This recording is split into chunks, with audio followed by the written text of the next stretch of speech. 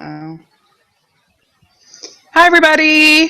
So we are live, and we are here to talk about Star Trek 4, The Voyage Home is the official title. And this is going to be really fun. And I'll explain kind of my response, my reaction. But Tom is here with me again. And so you want to introduce yourself? Hi, I'm Hi, Tom. I'm a everybody. Star Trek fan. So we are live, and we are here to talk. Sorry. Go ahead. I am Tom. I'm a Star Trek fan. Like to talk Yes. about it. Yes.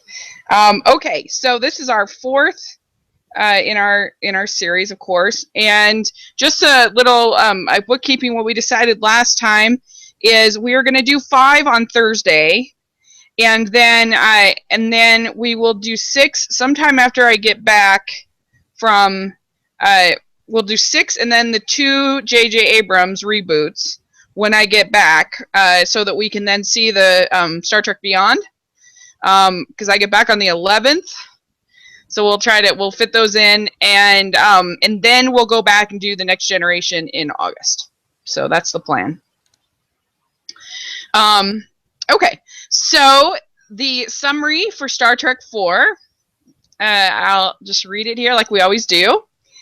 So in Star Trek 4, we begin in the year 2286. A probe is orbiting the Earth, sending out a signal that is blocking the sun, causing loss of power and other problems. The crew from the previous films are aboard the Klingon ship from Star Trek 3 and discover the signal is in the song of extinct humpback whales. The problem will only get worse unless a whale is found to answer the probe's signal. The crew travels back in time to 1986 San Francisco. Kirk and Spock meet Dr. Gillian Taylor, who cares for 2 whales that will be released into the wild. Scott, McCoy, and Sulu find a plastic manufacturer who can make a tank for the whales, and Uhura and Chekhov find a nuclear reactor to restore power to their ship. Plans go pretty much as well as can be expected, with the exception of Chekhov getting injured, and Taylor, Kirk, and McCoy must care and rescue him. Eventually, the ship is recharged, and the whales respond to the probe, making it reverse its destructive ways. As the film closes, Kirk is punished for disobeying orders, and a new USS Enterprise is presented to them and leaves on a new mission. So that was my summary of the basic plot. Do you think I did okay there? Yeah, not bad. Okay.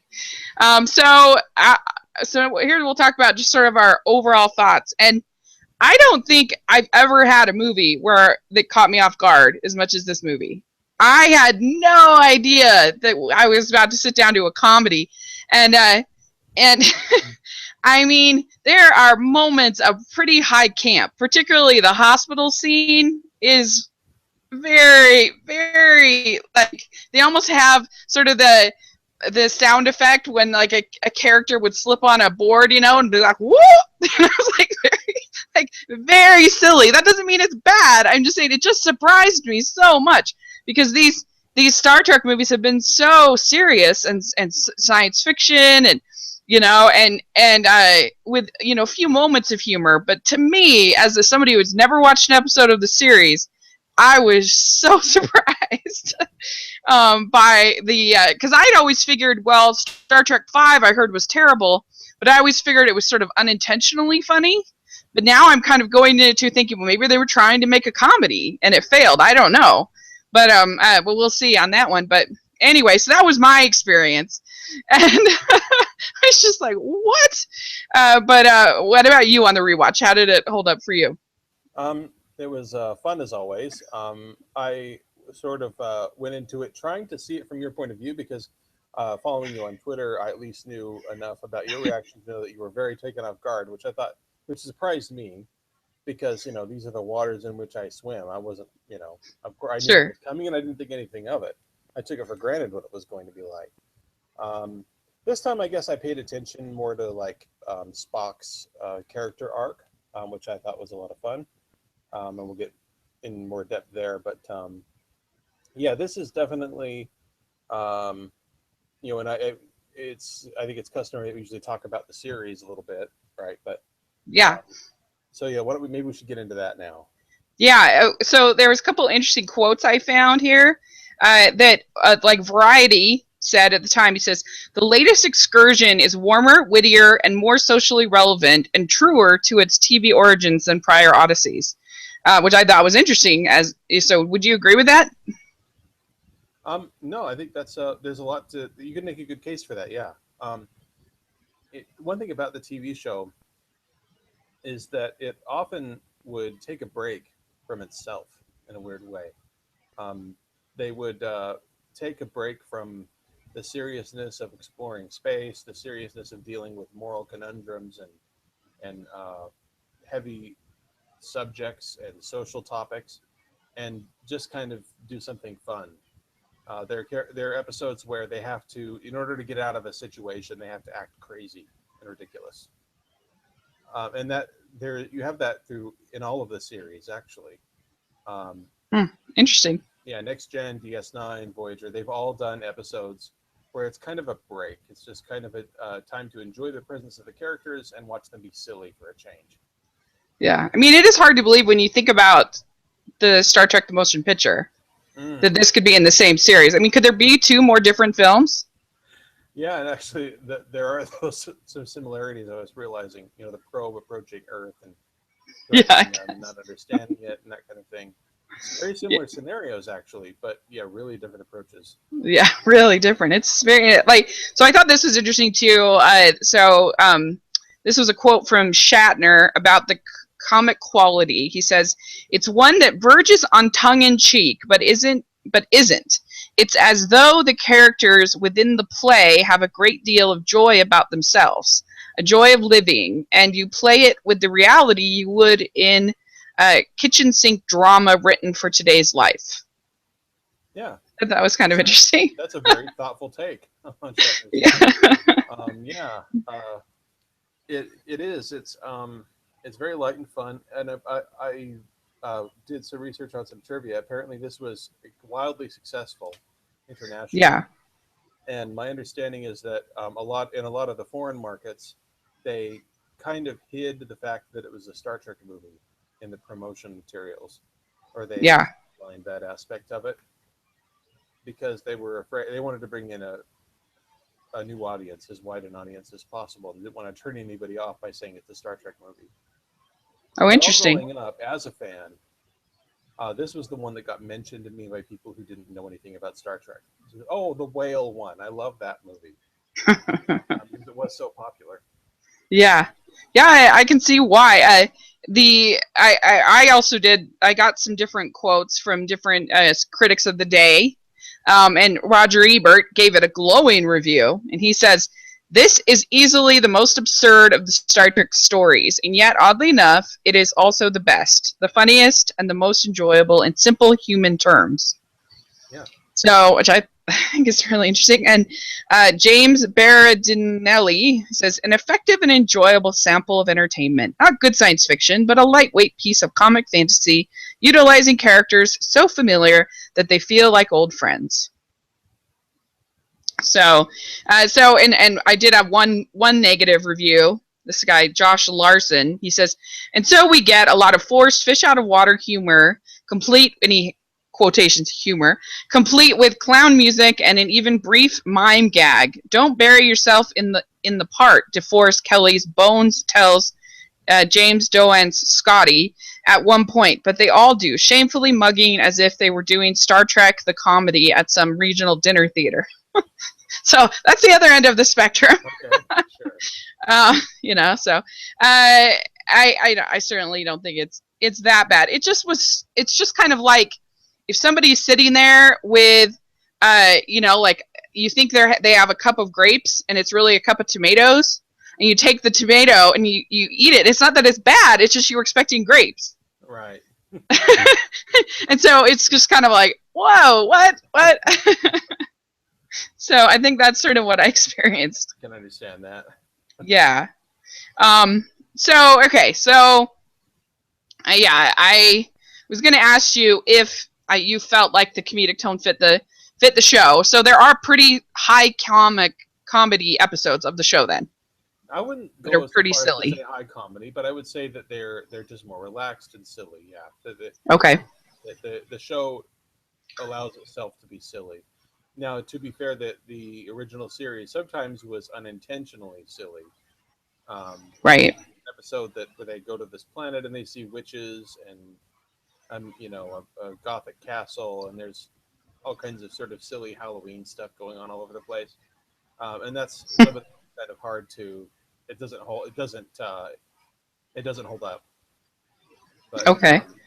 Yeah, that sounds silly. that aside, though, there is stuff where they're trying to be silly and they're trying to be fun, and that's just the way it is. So I think what works so well here, and what this does better than the original series ever did, as far as these characters are concerned, is that the humor was centered around who the characters are and how they behave and what their personalities are really like.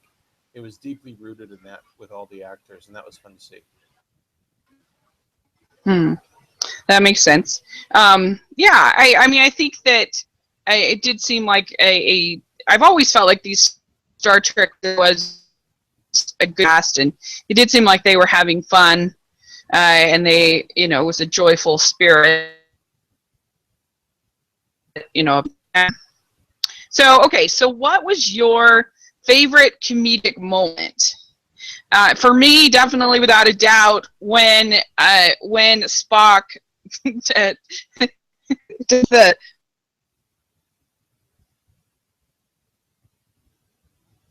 the name and everybody like cheers. I thought that was really funny. That was my favorite.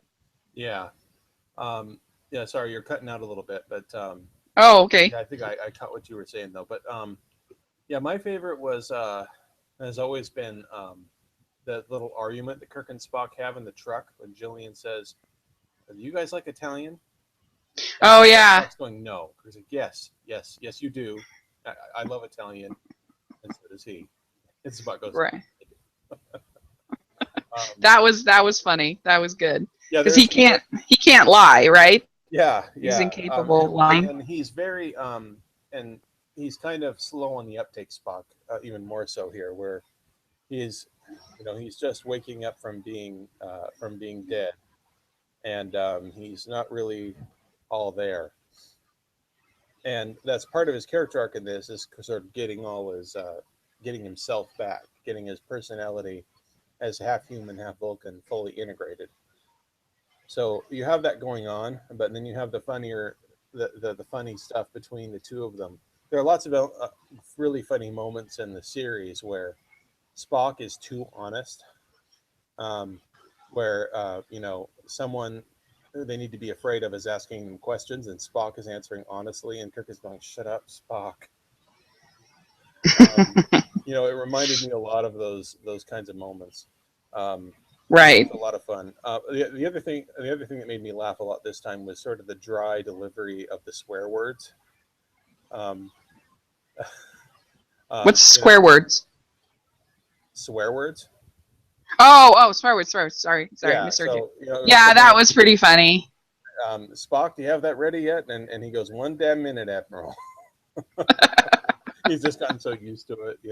And he's not Yeah. no emotion in his voice at all. He's not using it correctly. He's just sort of throwing it in there.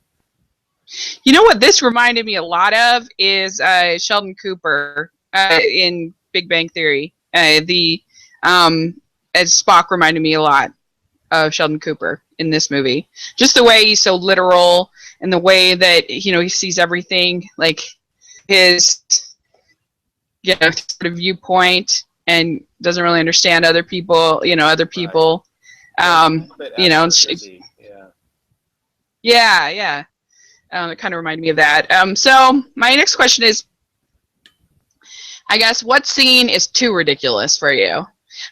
For me, I don't know. The hospital was really, really ridiculous, but I think actually, when when supposedly Spock gets in the tank with the whales, it was the most obvious double I've ever seen in my life. Like, he had like a six-pack. Like, it was so ridiculous. Like, it did not look like him at all. So that was unintentionally funny. But I think as far as intentionally funny, the hospital scene, I thought was I thought that was kind of ridiculous. It was a little It much was for a me. little madcap, yeah. So, but whatever. It wasn't a. It's not like I was offended or anything. It was just very silly. Well, it was the height of the tension of the movie, but they did it in such a way that it fit the red tone of the rest of it. So Yeah. it was an immortal death between Kirk and the bad guy, or anything like that. So Right. dying, and after two or really three movies of operatic grandeur, it's kind of nice to have a breather and laugh a little bit. It's true. It's true. Okay. So, what did you think of Catherine Hicks, or as I like to call Mrs. Camden, as Dr. Taylor? It's the first love interest that we've gotten for Shatner, and evidently he demanded it. He wanted it. He hadn't gotten one. I guess he got a lot on the show, and so he was annoyed they hadn't gotten it in the movies. And do you think that they had chemistry?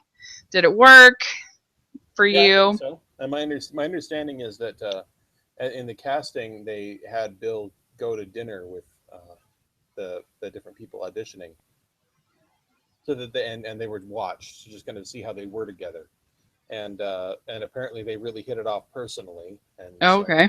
I think that comes through on screen. I think you can see that they have fun playing off of each other, Yeah. and they have a playful way about them.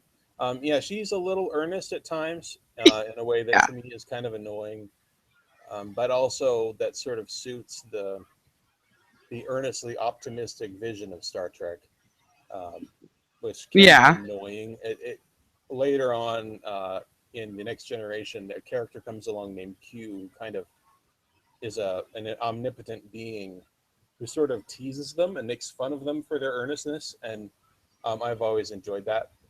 Okay. Popped a little bit, but it's sort of on full parade here. That sort of, but the whales, we have to save them. Well, you don't have to yell because nobody's on the other side of this. Yeah. No one wants the And whales to die. I like the fact that they supposedly can't afford to feed the whales for another day, and yet they have this massive exhibit with things Well, museums have money problems always. So. yeah. It's a little extreme here. We're gonna be releasing them into the ocean because we can't afford them. Anyway, it was pretty funny. Yeah, her and the whales. The whales. The whales. Oh no. But I didn't mind them. They were okay.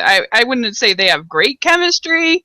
But it was just so funny the way she's then she gets on the ship and she's just uh, well, I don't have anything here to live for. Why wouldn't I come with you? Yeah. I don't know. Just like that was funny. Up and decide. You don't have a single loved one. You don't have anything except for these whales. There, she's kind of a surrogate for the fans, right? She's she kind of becomes. Oh, I didn't think of that. Yeah, she's one of us. She's definitely a surrogate for the fans. Where it's oh yeah, that's our dream come true. We all want to go with Captain Kirk to the future. Yeah. Yeah. So I've got some funny trivia about this. Okay. Yeah. Her role was actually going to be a male part early on, where it's kind of a science geek who's sort of a wingnut about UFOs and that kind of thing. And the person they had in mind to play this character, and I'm really not kidding about this, was Eddie Murphy. What? So this was obviously not going to be a romantic relationship. No. No, not but yeah, so it was going to be Eddie Murphy, and it was going to be more heavily comedic. Well, I mean, we have to remember that Eddie Murphy was funny in the 80s. Yeah. Oh yeah. Although he apparently was, I don't remember what the movie was, but apparently he had to turn it down because he was committed to another movie, which turned out to be terrible. Yeah. So yeah, but it's kind of funny to imagine that somewhere in an alternate universe, there's the Eddie Murphy cut of Star Trek 4. Yeah, it's like the Eric Stoltz version of Back to the Future. Yeah, exactly. Seriously. Yeah. That's funny. Yeah, I can't. Boy, I mean, that would put it even more over the top. Yeah. I mean, can you imagine Oh my gosh. Well, and how bad is this museum that like they go in and show this like horrific video to like all the kids? Like, can you imagine? Like, Well, yeah, I mean, what they're trying to do is, they're trying to raise awareness and conservation, that kind of thing. Yeah, it was a little bit graphic, it's a I little guess. graphic. Yeah. Yeah, I thought that was, I don't know. I just thought that was funny. And um so okay, what was my next question? Um so okay, my next question is actually, so this was the year before Star Trek The Next Generation came out. Yeah. So this came out in 86, Generation started in 87, according Mhm. to what I read. Yeah. So do you think that in any way possibly they could have been sort of preparing for that show? And is the Generations kind of lighter? Um, it is in places, but it's, I mean, it is still Star Trek. One thing that the one major connection that I can think of between this film and Star Trek: The Next Generation is that the graphic design for the control panels and a lot of the art direction was done by a guy named Michael Okuda, who ended up being in charge of all of that for Star Trek: The Next Generation, and he's turned out to be a very influential uh, figure in Star Trek, in Star Trek culture and in the Star Trek subculture. He co-wrote a technical manual that I just poured over when I was a kid, that talked about how the Enterprise worked and what the technology was, and he thought through all of it. And he and his wife Denise have an encyclopedic knowledge of Trek, and have been sort of Uh, they're sort of elder statesmen of Star Trek now. oh, cool. I didn't know that. Yeah, I bet you loved this one when you were a kid. This seems like very kid friendly.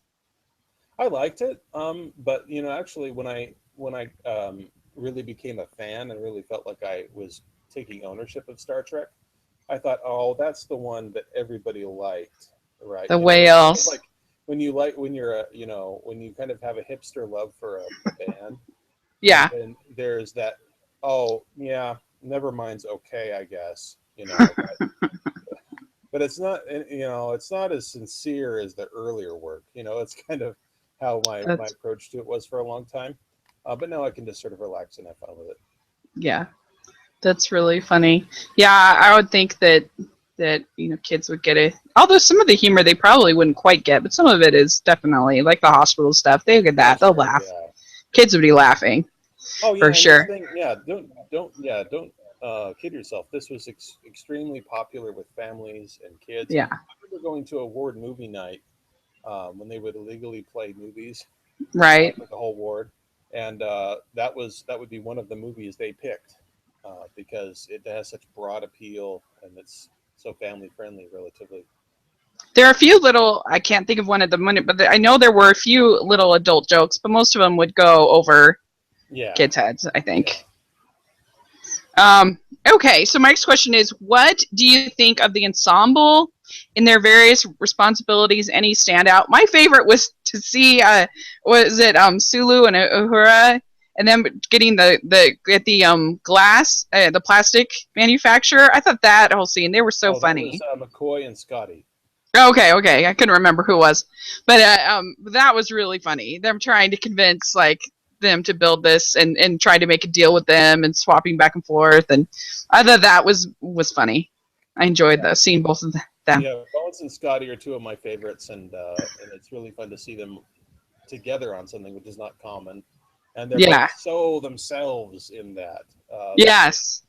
They're both turned up to 11, and it's really fun. Yeah. Yeah. I thought they were good, and I did think the nuclear reactor, those ones, that was good too. I mean, they all were I thought pretty good. It was nice to have some extra time with some of these side characters too. Hmm. So that was fun. Did you have a favorite sort of moment on the ensemble? Um, I like, for some reason, I've always liked the part where Chekhov and Uhura are kind of wandering the streets asking where Alameda is. Oh yeah, that's good too. And the cop is just sort of looking at them with his aviators on. And Yeah. like, what the hell is going on with these wingnuts? And and then that woman, there's a funny story. The woman who says, "Oh yeah, it's the naval base. It's in Alameda," very unhelpfully. There's a story behind that. Apparently, she was parking in town when they were shooting, and Uh-huh. accidentally parked in an area where she was not supposed to, and her car got towed, and she was kind of stuck there. Um, and she kind of complained to the production about it, and they felt bad about it. So they said, okay, look, you can earn back what it would cost to get it out of impound if you just come and be an extra, just do a walkthrough. And everybody was strictly ordered, you don't talk to the actors, you just keep walking. You don't pay any attention to them. And she did. She stopped and she delivered that line, and they liked it. It worked. And Look at her. yeah, so she kind of took a chance. So they had to give her even more money, and they had to get her to sign a release. I expect she earned her SAG card or something, but That's yeah, I really think that's funny. kind of a funny story. But I always like that she see. Oh yeah, no, I'm totally being helpful, and they're just like, yeah, that does nothing for us. Thank you. Do you think that they could have sort of played up? I mean, aside from Spock, no, I mean, they all sort of know English really well. They all sort of know. Um, I mean, could they play that up a little bit more? Sort of some more cultural differences. Like, it's not like you had them like, I don't know. I'm just I don't know, eating things weird, or I don't know, just something kind of different like that. It's pretty much just, they were just in weird outfits. Yeah, there's only so much that you can do in that short amount of time, I guess. But Yeah, I think I I don't. I guess think that that's true. underwater stuff worked pretty well. I like the scene where Chekhov is being interrogated by the naval officers. That was good. And so he hams it up a little bit, like it's a little over the top, but you know, why would I know your name? It's not. I don't know your name. That kind of stuff. I mean, they were sure lucky to run into these whales. I mean, that was, they were Yeah. very, very Oh, fortunate. yeah. Yeah. Oh, don't get me wrong. There are plenty of silly things that happen in this story. A lot of coincidences that are just amazing, and science that makes no sense at all, and all kinds of stuff like that. But since it's fun and you like the characters, it's very easy to forgive. Sure, sure. So here's one question though, and I think, doesn't the introduction of time travel cause problems? Because why wouldn't Kirk go back and save his son Right. if they have time travel? Yeah. Yeah. Well, they do try to make a point of it being a big deal and something that. Well, and one thing too is that there is a sense of like, well, we're only screwing with this because we absolutely have to. The future of humanity is at stake. I don't. I think it would be dismissed as well. No, we can't go screwing with time to fulfill our personal wish fulfillment. It doesn't. That's irresponsible. Um, Because I'm gonna have the same question when I talk about Harry Potter this weekend on Saturday. We're doing Harry Potter podcast, and yeah, why aren't they they using introduced time time turning travel there in too. every book? Yeah, Yeah, why aren't they going back to, why didn't they go back to save Harry and James? It creates a lot of questions. yeah. Um, so anyway, okay, so here's another question. Would this type of camp worked better with a villain? There's really no villain in this film, and I don't know, or does that matter or not matter at all to you? It's actually kind of fun. I like that there isn't a villain, or that the villain is the antagonist is really the probe, and Right. what I do like about the probe is that it's very Lovecraftian. Um, there is What does some that kind mean? of H.P. Lovecraft. He wrote science fiction stories about that were really well. Part of it is he was deeply racist and xenophobic, but he had a deep fear of the unknown, and that kind of came through in his work. And so he's known for creating monsters that are so hideous you can't imagine what they look like, or that if you could behold it in its entirety, it would make you insane. Um, he imagined monsters that you wouldn't want to consider thinking about too much, or they might take over your mind, kind of thing. Mm-hmm. Like really kind of scary stuff, sci-fi horror kind of stuff. And it's not. I wouldn't say it goes. The probe goes that far, But the fact that it's just sort of this oddly shiny black object that's immense. I mean, it dwarfs the starbase that it passes by, which dwarfs a starship, right? So, Can't they just like shoot it out of the sky? yeah, there's it. The thing is when you come close enough, charge weapons with what? It's like a moving EMP. It shuts down all their equipment. It shuts down everything before they Oh, even get a chance. What do? Throw rocks at it? Um, mm. yeah, so they're completely defenseless. And yet you think it might be malevolent, but maybe it isn't. Right? It's got that ball thing hanging from it, and you're like, what is that about? What is that even doing? I like the whole mystery around the probe, and actually, it sort of lends a nice serious counterweight to the madcap action. Yeah. So are we done with Genesis? Is that over? Let's see. Yes, but we're not really done with the political consequences. Okay. Um, no one really mentions it again, but there is a lot of setup here in terms of the Klingons and Captain Kirk. That's important. The Klingons have basically said there will be Well, no at the peace as long beginning, as Kirk we see the lives. Klingons. Yeah, we do. But yeah, so the Klingon ambassador is basically saying, the Empire is furious. Excuse me. We want Kirk handed over to us, and until you do, don't expect to be making peace with us anytime soon. Um, so they're serious about that, and that's going to have some payoffs later. Well, and that's why he gets demoted to captain, right? Partly, yeah. Well, he gets demoted to captain as sort of a okay, you naughty boy, but also as a thank you, because he wasn't happy as an admiral anyway, and they know it. And he wasn't doing Starfleet or the world as much good anyway as an admiral, and they know that. Why wasn't he happy as an admiral? Well, I mean, you saw him in the motion picture. He couldn't wait to get back in there and really get back into action. He stepped all over poor Captain Decker, Hmm. um, who was also played by a guy who was in Seventh Heaven, if you remember. Yeah, that's Um, right. It's a Camden. when that show came out, I was like, Star Trek movie people.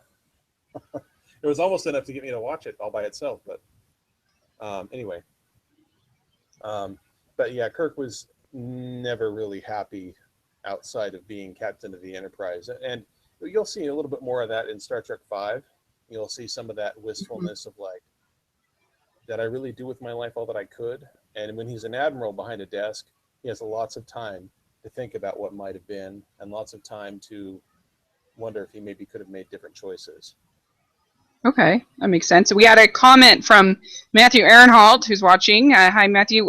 She says there's actually an episode of Futurama that features their own version of the probe from this movie. It's a fun little nod. So there you go, Futurama. Um, Yeah, I believe it. I can imagine where they went with that. yeah, I'm sure they had a lot of fun with it. I actually just got Futurama. They had it as an Amazon deal, so I got Nice. it.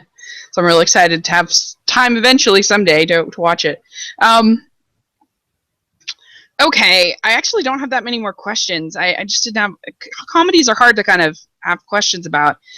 My next question is: this is the first Star Trek film to be filmed on location in San Francisco, or to be filmed on location anywhere as opposed to a Yeah. studio backlot.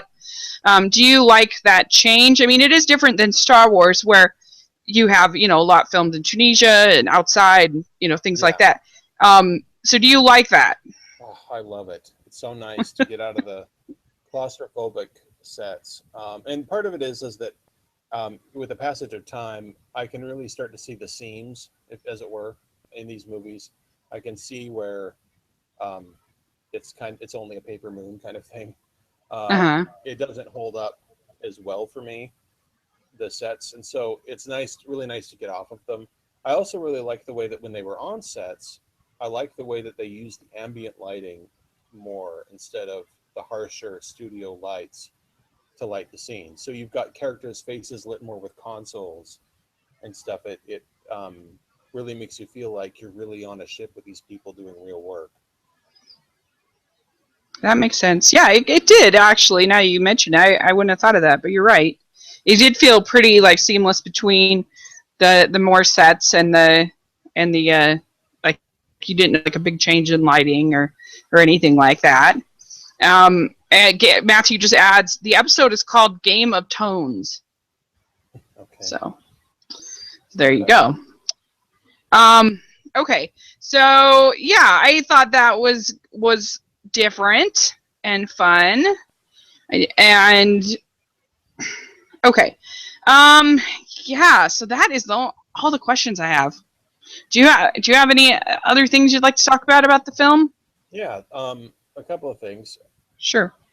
We say goodbye to Savick, uh, and Oh, she's not ever again. We never see her again. nope, that's it.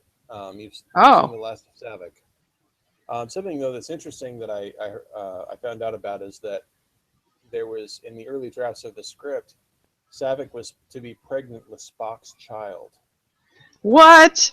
Yeah, Oh, that'd be weird. and the tell that you can there were scenes that were shot that were cut along those lines. But the way you can tell, or there is a tell there about that aspect of the story, when Savick is talking to Kirk about, hey, I never told you about David. He saved Spock's life. He saved us all. Us all in this scenario is Spock and Savick and who? Right. So she may Oh, be sort of interesting. obliquely referring to her unborn child, because they did have sex, on the Genesis planet, and possibly several times. It's not a ridiculous idea that she could be carrying Spock's kid. Yeah, I guess no Apparently, birth Savick control on said, Genesis. well, we've been over that. It was a life saving intercourse. But Right, right. yeah, so anyway, so it's kind of interesting to contemplate. But anyway, that's just sort of trivia. But Huh, what I thought interesting. was really cool though about this was Spock's arc. I like the bookends of sort of looking at Spock early on and talking to his mom, and his mom trying to draw out that human half that he's clearly kind of repressing. It's like Hmm. he's having to do his childhood over again. Um, and if you're familiar with the 2009 movie, there is a similar scene, or some similar scenes in that movie where it was Spock as a kid, and he's in school and he's answering all these questions from a computer. It's the same kind of thing. Like I think they took its inspiration from this scene, to that extent. Also, his conversations with Amanda about his human half and trying to reconcile that. Yeah, that's all really interesting, and I love the final scene too, where he talks to Sarek. And when I was a kid, all this stuff went over my head, but the subtlety in the lines is so beautiful. Sarek says, you performed admirably, and I'm impressed that you stood by these people. And Spock simply says, "They are my friends," which is a very human thing to say. That's a very non-Vulcan thing to say. And Yeah. uh, and Sarek kind of goes, "Okay." He has to kind of swallow that because he has to. He's still not over the fact that Spock is half human. Um, and then the other Uh, part of it was, sorry, go ahead. yeah, I'm just gonna read something here from. So Roger Ebert gave it 3.5 out of 4 stars, so almost a perfect score, Yeah, which is really amazing to me. But he says what makes their search entertaining is that we already know the crew members so well. The cast's easy interaction is unique among movies because it hasn't been learned in a few weeks of rehearsal or shooting. This is the 20th century of Star Trek, and most of these actors have been working together for most of their professional lives. These characters know one another. So I think that you do sense that sort of friendliness like you're talking about. yeah, yeah, and the depth that these people know the characters. My understanding is that when the new cast was picked, that the surviving members of the original cast were very helpful to them in uh, teaching them and handing off what they knew, because Hmm. they've had years and years and years. By then, they'd had 30 years or 40 years to think about who these characters are and what they're about. That makes sense. He also brings up a really good point that I forgot to craft a question around, but we ought to talk about. He says, this time the villains are faceless, the international hunters who continue to pursue and massacre whales despite clear indications that will drive these noble mammals from the earth. To hunt a race to extinction is not logical, Spock calmly observes, but we see shocking footage of whalers doing just that. So that's something we got to talk about, is that idea of the human race being illogical, and how that's sort of confronted, I guess, in the film. Right. And yet, I think Spock, what Spock has to realize by the end, is that yeah, it was the illogical nature of humanity that caused the extinction of humpbacks in the first place, but it was also that sort of capability of divergent thinking, of thinking outside the box. That same part of the brain that does things for no reason can also come up with crazy solutions for impossible problems. That's a really good point. Yeah, I never thought of that. You know, that the whole way they're going to save the whole civilization is basically based on the fact that uh, that uh, Kirk is kind of crazy enough to think of it and do it. Yeah, I mean, they even call it out. You know, McCoy calls it out. Wait a minute, let me get this straight, and he explains his plan, repeats the plan back to Kirk, and says, "Yeah, that's about the size of it." Well, that's crazy. And Kirk says, "Well, if you got a better idea, I'm all ears." You know, and that's so Yeah, fun. that's right. Yeah, that's one of the things one of those kinds of things that you just love this crew. Yeah. I like it. Matthews did say, he says, "This was what I watched in honor of Leonard Nimoy on the day he died." Mm, good choice. Yeah. Yeah, it's a good choice. I think I like 3 better personally, but Oh, interesting. Okay. yeah, Yeah, I certainly did as a I kid. don't know. I think it's a better movie as far as I don't agree with Roger on this one, I'm afraid. But I don't know. I guess I like um, I like the drama, I guess, a little bit better than the comedy. But it's just Okay. personal preference. Yeah, sure. But it's hard because, like I said, I did have that sort of that shock kind of experience. So maybe give me another couple watches, and maybe I'll be able to assess it a little more fairly. Yeah. So, but I don't know. So, which one do you like the best out of the 4?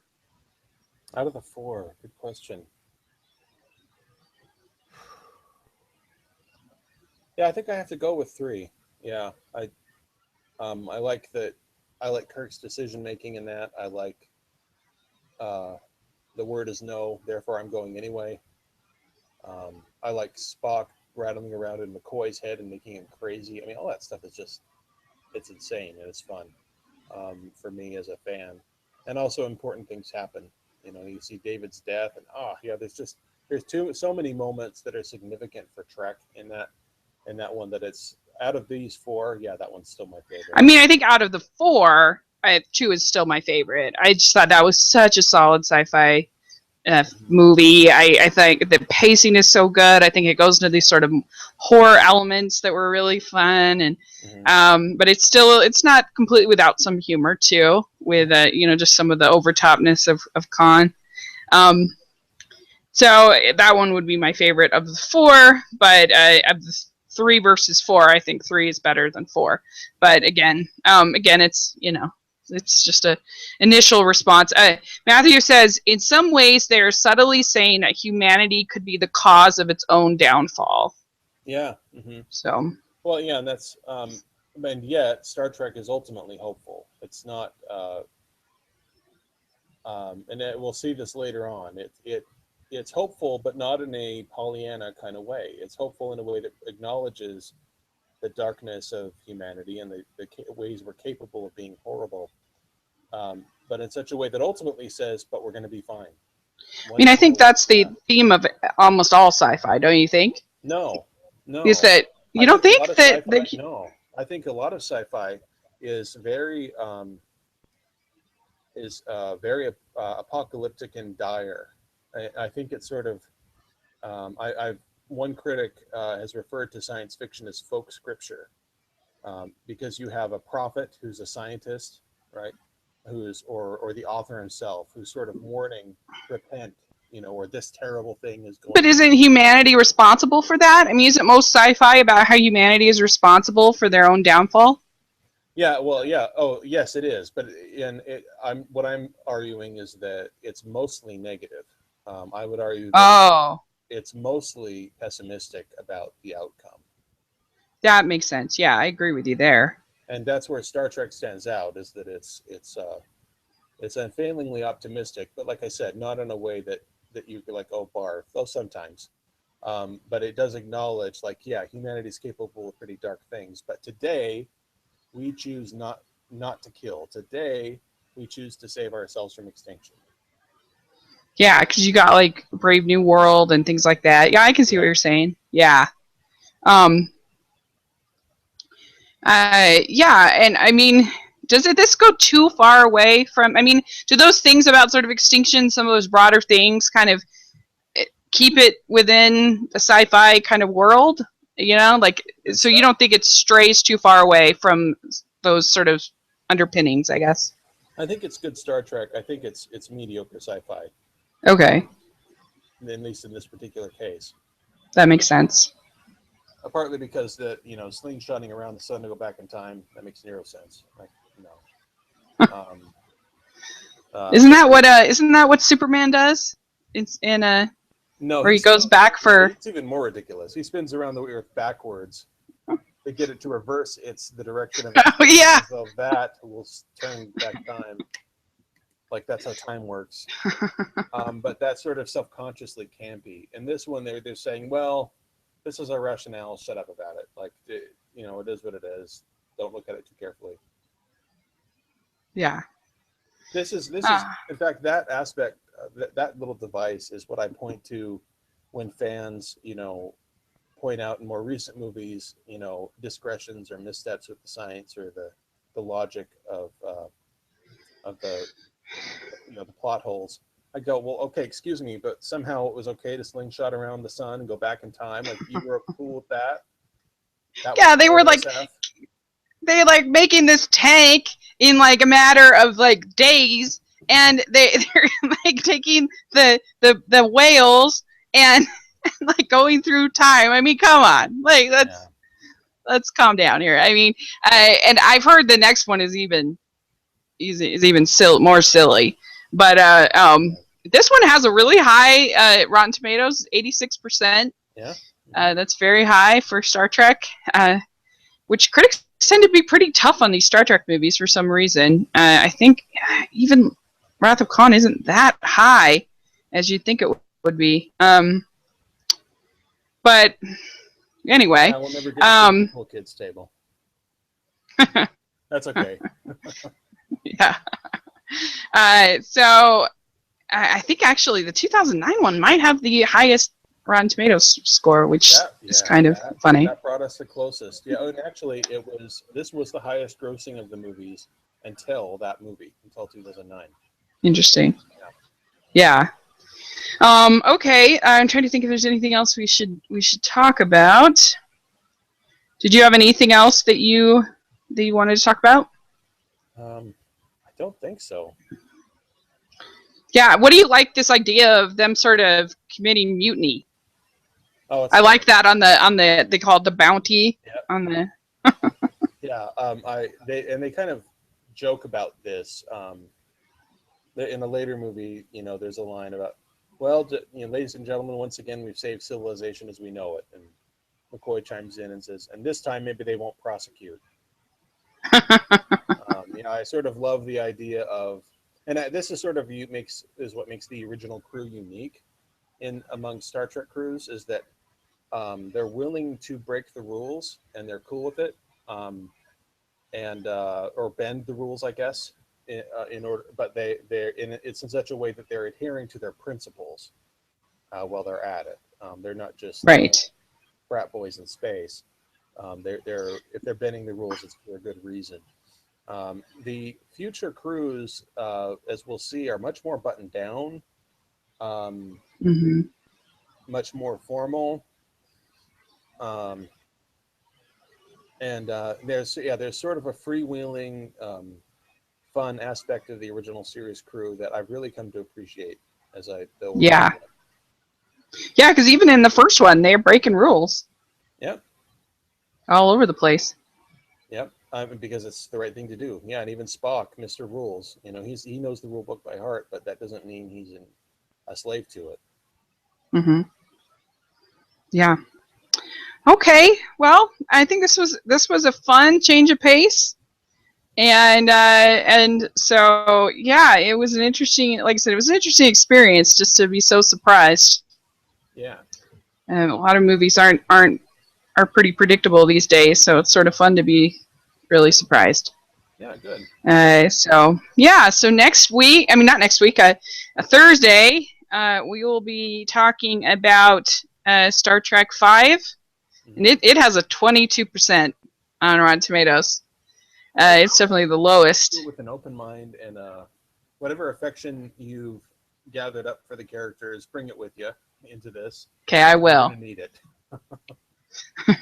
I just know they sing "Row, Row Your Boat" at one point, so I'm ready. I'm ready for it. And I like I said, if I can talk about Attack of the Clones, and I can, and him talk, waxing poetically about sand, I can talk about it. I can talk about anything. So this will be fun. We'll have a good time, I think, with it. And so if you're watching, if you want to join us, then it'll be 10 o'clock Mountain Time on Thursday. We will be talking Star Trek 5. And like I said, then we'll have a break while I'm gone, and we'll figure out a time to do the remaining 3 before Star Trek Beyond. Right. So that will be fun. Yeah. And so where can people find you? I'm on Twitter at El Mono Roboto.